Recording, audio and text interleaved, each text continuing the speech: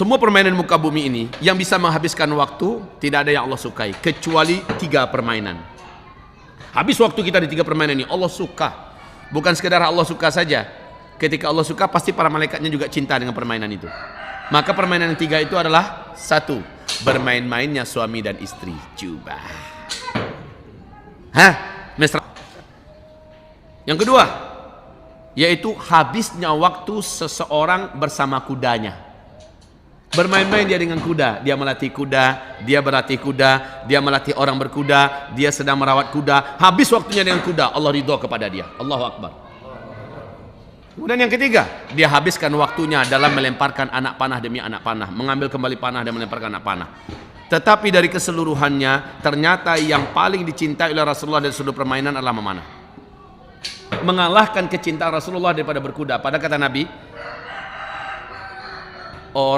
makhluk yang paling aku cintai setelah istriku adalah kuda. Makhluk yang paling aku cintai setelah istriku adalah kuda. Kadang-kadang istri Rasul sempat cemburu juga dengan kuda. Rasul setelah dia berkuda, kalau dia berkuda itu kayak lupa dunia. Maksudnya apa? Begitu lamanya dan sukanya Rasulullah bersama kuda. Nah ternyata panah lebih lagi disukai oleh Rasulullah daripada kuda. Sehingga boleh dikatakan hampir-hampir beliau tidak mau melepaskan panah dari tangannya. Di mana ada kesempatan beliau melemparkan panah, melatih dirinya terus memanah. Imam Ahmad bin Hanbal, gurunya para ahli hadis, disebut dengan Imamul Muhaddithin. Beliau ini di usia yang sudah di atas 70 tahun masih terus memanah. Sampai-sampai muridnya berkata, "Wahai Tuan Guru, apabila kewajiban berperang itu masih hidup sekarang, maka kami yang siap menggantikan engkau. Engkau sudah tua, istirahatlah Tuan Guru." Apa kata beliau? Coba buka Al-Anfal ayat 60. Persiapkanlah dalam menghadapi mereka berupa kekuatan, yaitu memanah. Apakah engkau dengar di ayat itu ada batasan usia? Katanya nggak ada batasan usia. Maka dengan ini Imam Ahmad bin Hanbal menyampaikan dan meyakinkan murid-muridnya memanah ini sampai mati. Rasulullah, dan saya kembalikan kepada hadis tadi, permainan yang disenangi oleh seluruh para malaikat, bahkan para malaikat turun dari langit ke bumi untuk menyaksikan permainan itu adalah berkuda, adalah memanah. Persis dengan majelis ilmu. Para malaikat, inna lillahi malaikat tawafun. Sesungguhnya Allah memiliki para malaikat yang kerjanya tawaf di muka bumi ini. Ngapain? Nyari di mana ada majelis zikir, di mana ada majelis ilmu. Ketika mereka temukan majelis zikir, majelis ilmu, malaikat ini menghimbau kawan-kawan yang lain yang masih nyari-nyari. "Oi, halummu ila hajatikum. Halummu ila hajatikum. Sini, kumpul semua. Yang kalian cari-cari ada di sini." Ngumpullah para malaikat, mereka kembangkan sayap-sayapnya dan mereka di situ sambil mendoakan semua orang yang ada di situ untuk diampuni oleh Allah dosa-dosanya, diberikan oleh Allah rahmat, diberkahi hidupnya. Itu yang didoakan oleh para malaikat. Hal itu terjadi persis dengan orang yang nonton panahan ketika ada orang yang sedang main panah. Lomba panah, nonton aja udah dapat berkah kita, Pak. Nonton aja, apalagi mainnya. Antum bisa bayangkan nggak? Makanya Nabi hobi betul nonton. Kalau ada pertandingan kuda, Nabi datang. Kalau ada pertandingan memanah, Nabi pasti datang. Sallallahu. Man ta'allama ar-ramya thumma tarakahu falaysa minnah. Orang yang sudah belajar memanah lalu dia meninggalkannya, tidak mau lagi memanah, maka Rasul mengatakan falaysa minna, bukan umat kami. Bukan umat kami. Persis dengan orang yang hafal Quran lalu dia tinggalkan hafalan Qurannya, bukan umatku, kata Rasul. Ya kan? Ini juga begitu. Di hadis yang lain, au qad asa. Di riwayat yang lain, au qad asa. Sungguh dia telah bermaksiat kepadaku.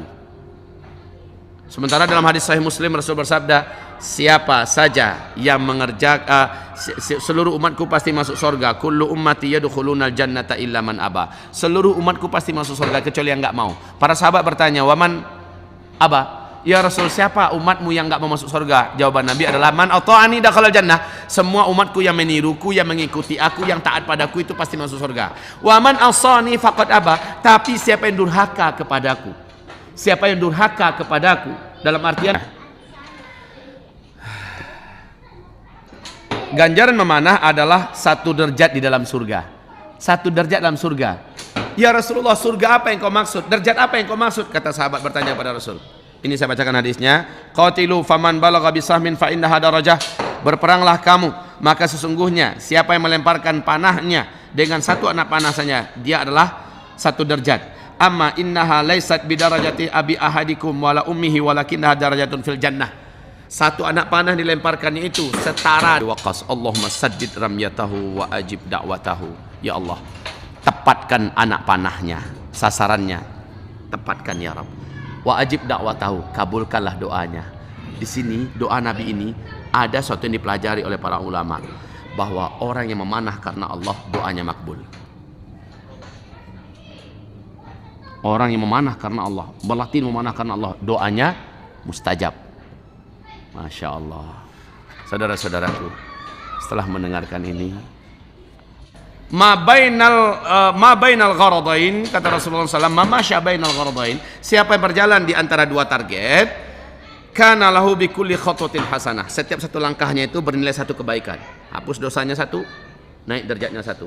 Ya, satu langkah lagi, hapus dosanya satu langkah lagi, naik derajatnya satu. Terus begitu. Setiap langkahnya bolak-balik, hapus dosa satu. Cabut panah, tercabut juga dosanya satu. Masya Allah, Allahu Akbar. Jadi jangan suruh orang yang cabut-cabut panah, harus kita Pak. Harus kita, karena mencabutnya dosa orang yang mencabut itulah yang dihapuskan oleh Allah. Dicabut pula dosanya satu. Ya Allah, langkah mulianya. Dan itu hanya ada pada panah. Ustaz, bagaimana kalau sniper? Enggak.